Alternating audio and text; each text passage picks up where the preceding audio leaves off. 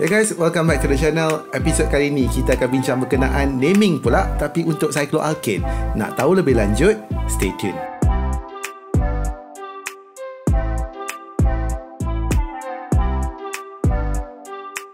Hai, Assalamualaikum. Welcome back to the channel.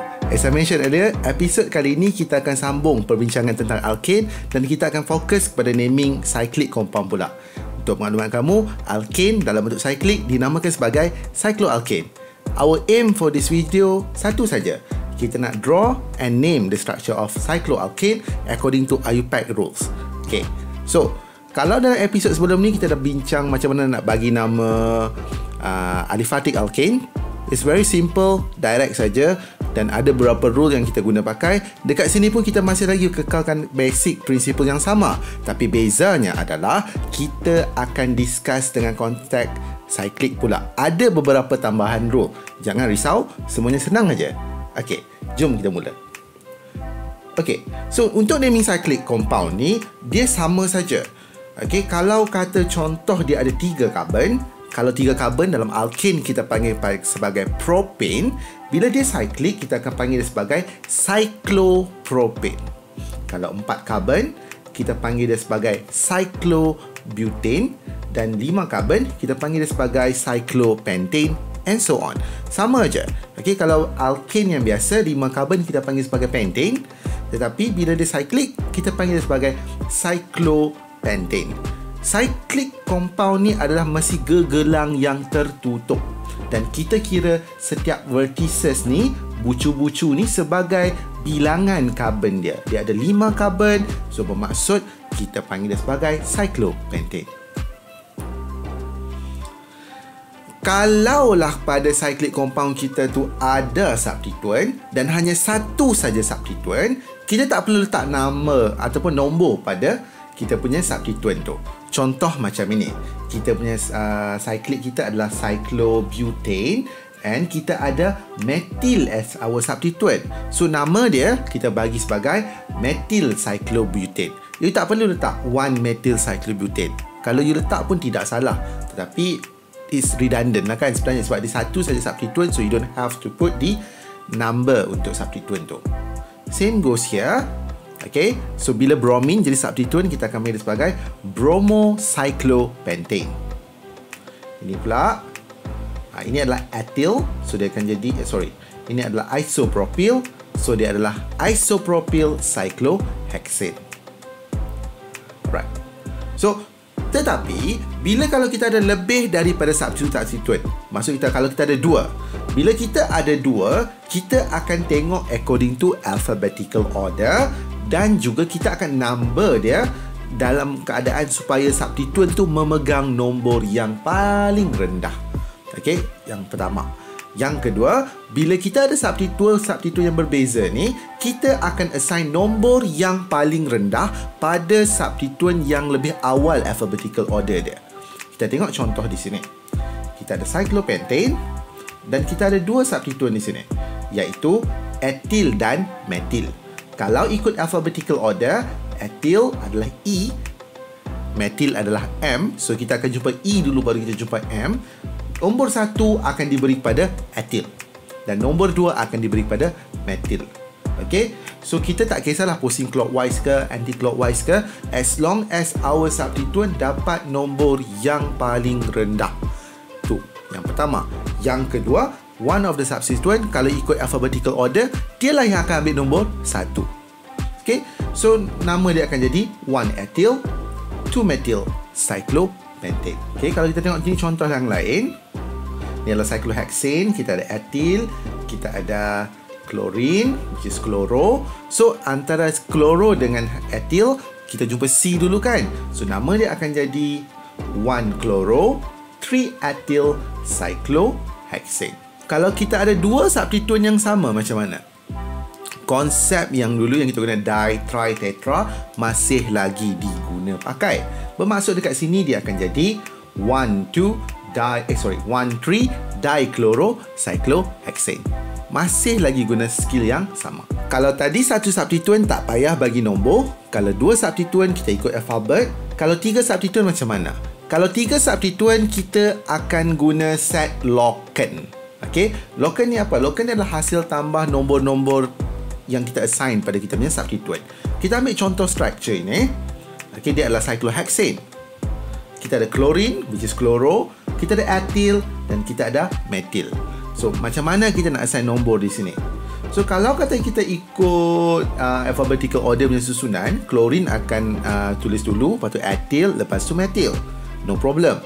But in term of numbering, kalau chlorine ambil nombor 1, ethyl akan ambil nombor 3, methyl akan ambil nombor 4. So, kalau kata kita mula dari methyl, okay, methyl nombor 1, ethyl nombor 2, chloro nombor 4. So, kita kira hasil tambah nombor-nombor ni. Dan bila kita tambah, kalau kita mula dari chlorine, nilai dia 8. Okay, tapi kalau kita mula dari methyl, nilai dia 7. So, di sini, apa yang kita pentingkan adalah hasil tambah loken ni.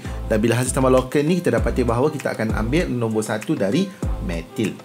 So, kita akan jadi 4 chloro, 2 ethyl, 1 methyl cyclohexane. Nombor 1 tu mesti mula dari substituent kita. Okay, mesti mula dari substituent.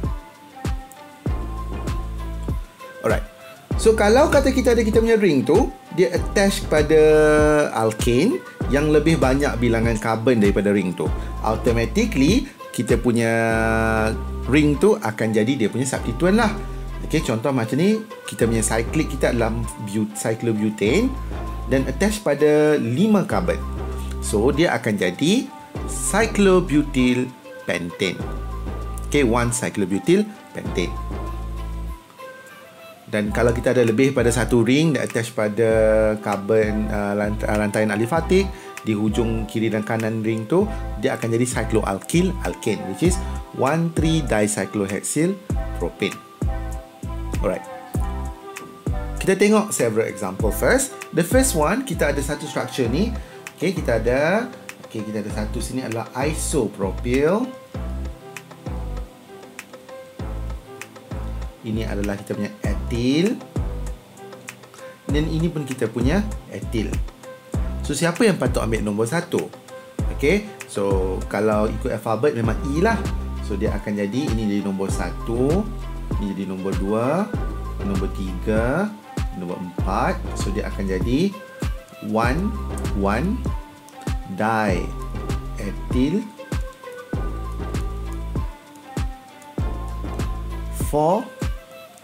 4-isopropyl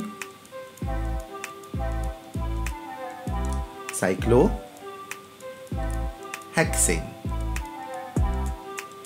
Okey, susun ikut alfabet. E dulu baru jumpa I. Okey, iso kita akan tengok I ya, bukannya P. Next one. Ini kita ada 1, 2, 3, 4, 5, 6, 7, 8. 8 rantaian karbon di situ. Pada karbon ketiga ada metil, pada karbon keempat ada cyclopentyl. So, nama dia akan jadi adalah 4-cyclopentyl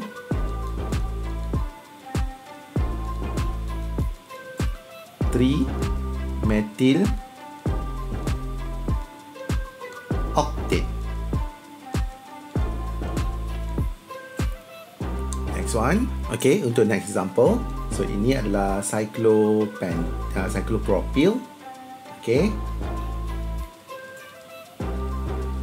Ini adalah metil. Ini pun metil. Ini adalah third butyl. So, nombor 1 mula dari sini. 1, ini jadi 2, 3, 4. Okay, nombor dia lebih kecil lah. So, nama dia akan jadi, okay, bila third butyl, kita akan tengok B. So, B dulu. 1 third butyl.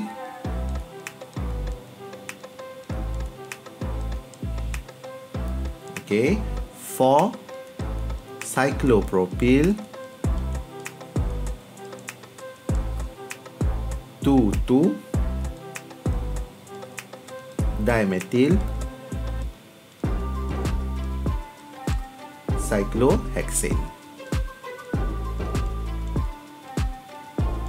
Okay, panjang nama dia. Okay, So, ini adalah cara macam mana kita nak naming cyclic compound. So, ingat, dalam video kali ni kita tengok macam mana cara nak name cyclic compound. Yang pertama, kita dia tidak ada substituent, just ambil cyclo apa. Okay, kalau ada satu substituent, tak payah letak nombor. Kalau ada dua substituent, kita akan ikut alfabet. Siapa yang lebih awal dalam turutan alfabet tu akan ambil nombor 1, dan bagi nombor yang paling kecil in term of combination of number tu.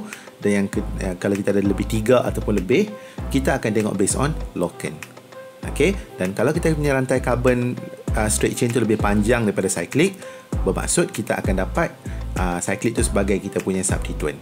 Okay, I really hope you enjoy this video. Okay, video kali ni taklah panjang sangat sebab kita fokus pada satu je konsep kecil. Episod akan datang, kita akan bincang berkenaan physical properties of alkane. With that, thank you for watching. See you next time. Assalamualaikum. Bye.